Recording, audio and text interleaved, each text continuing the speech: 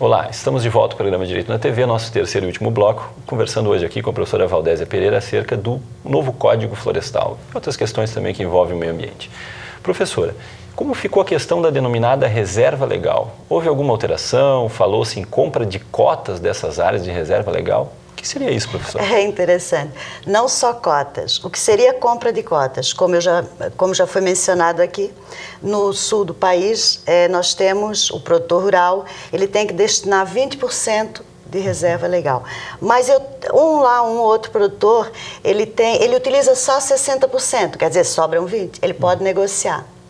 Esses 20%. Negocia os 20%? Ele negocia. Aí, provavelmente, o CONAMA vai editar uma resolução para detalhar como será essa venda de cotas. Além das cotas, da venda de cotas, a nova lei, o novo Código Ambiental, ele prevê também o sistema de compensação. Eu posso compensar, sendo da mesma biota, eu tenho uma reserva, uma área aqui no estado de Santa Catarina, isso eu não sei quem vai fiscalizar isso, e eu já utilizo 100% da minha área rural. Eu tenho que ter 20%, mas eu posso comprar no estado do Paraná esse equivalente a 20% e compensar? Certo. Bom, o grande problema do meio ambiente hoje que se coloca é que não tem fiscalização. Tu ouve na mídia, né? Extração ilegal de madeira e tal, não tem como fiscalizar, o Brasil é muito grande. Agora, tu imagina, tu fiscalizar a venda de cotas, tu fiscalizar a compensação, e mesmo do nosso estado, mesmo aqui no nosso município. Eu utilizei tudo, compenso com a área do meu vizinho já tem que averbar dele, ele tem que averbar a minha para compensar. É meio outra questão que está... questão complexa de operacionalizar, inclusive. De operacionalizar, se não funciona como está, tu imagina quem vai fazer isso. Outra questão interessante, que é poder somar área de preservação permanente com reserva legal. Então, se na minha propriedade passa um córrego, tem uma nascente, eu já tenho área de preservação permanente, que é uma imposição do Código Florestal atual. Mas eu posso somar essa área, por exemplo, aquilo soma 10%, fraciona do que eu tenho, aí eu somo só mais 10% de reserva legal. Interessante. Mesclaram, então. Isso, juntaram. Uma coisa não tem nada a ver com a outra, mas pode. Isso é. E outra questão que também eu lamento, assim, eu não sei o que se pensa para as gerações futuras, é que hoje o que é a área rural tem que averbar reserva legal. É repetitivo, mas é bom que se coloque. Claro. Mas tu imagina, São Martinho, aqui no entorno de Tubarão, é área rural.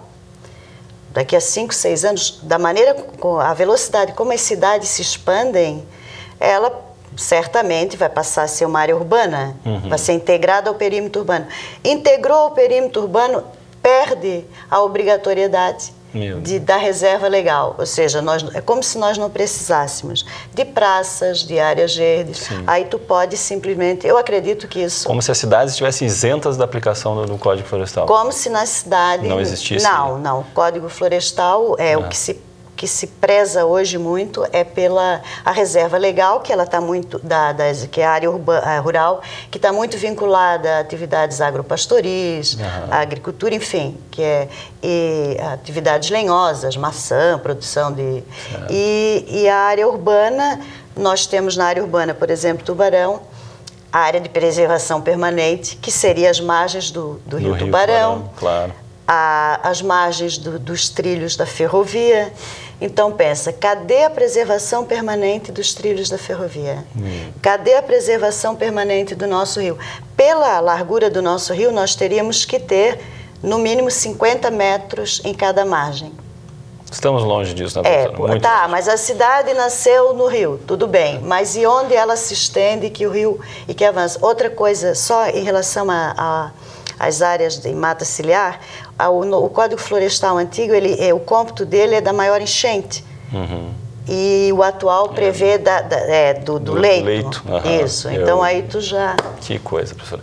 Professora, mas para nós finalizarmos, devido ao nosso pouco tempo, eu perguntaria, a senhora acredita que essas recentes catástrofes, né, ocorridas no Brasil, enchentes como no Rio de Janeiro, no mundo inteiro, no Japão, né, nós tivemos lá uma catástrofe de proporções enormes. Tem servido isso para reflexão para as pessoas? Em outras palavras, professora, será que estamos aprendendo com os nossos erros? Ou será que estamos realmente criando uma espécie de consciência ecológica onde nós nos consideramos moradores da casa, planeta Terra? Ou parece que isso não está adiantando nada, professora? Olha, sempre que acontece uma grande catástrofe, que há mobilização nacional, internacional, aí a gente, nossa, eu acho que estamos aprendendo. Passou o momento de comoção, ou regional, ou nacional, ou mundial, a coisa volta ao seu curso normal e nós sempre vamos encontrar um culpado. Então é muito comum ante esses fenômenos naturais, que claro que eles são potencializados pela atividade humana. Então, não, mas isso sempre ocorreu, porque esse é um fenômeno natural, não é um fenômeno provocado pelos homens. Então, pelos homens, nós sempre vamos arrumar um culpado. Ou é a natureza, ou é algum Deus mítico. É o Deus que está punindo alguém. É isso. Ou é alguma criatura sobrenatural, ou é o nosso vizinho. Mas nunca somos nós. Nunca somos nós. Por exemplo, hoje a China, né, trazido crescimento econômico e tal. Então, o grande poluidor, o maior poluidor do planeta é a China, Estados Unidos ou Rússia. Mas sempre como se os norte-americanos, como se japoneses, como se no mundo inteiro, desde dos pequenos entes, os municípios, até as grandes potências, todos têm a sua cota de contribuição. E em relação ao meio ambiente, eu acho tudo muito tímido. E eu acredito que no momento histórico hoje, nós estejamos passando por um retrocesso.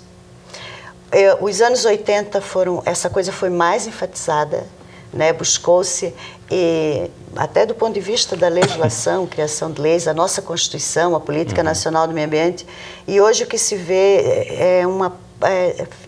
sei lá, não acredito que estejam protelando ainda.